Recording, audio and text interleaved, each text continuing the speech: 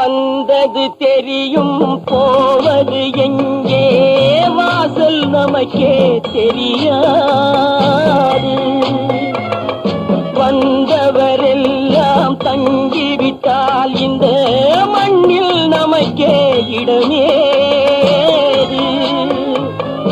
வாழ்க்கை என்பது வியாபாரம், வரும் ஜனனம் என்பது வரவாகும், அதில் மரணம் என்பது செலவாகும். போனால் போகட்டும் போடா,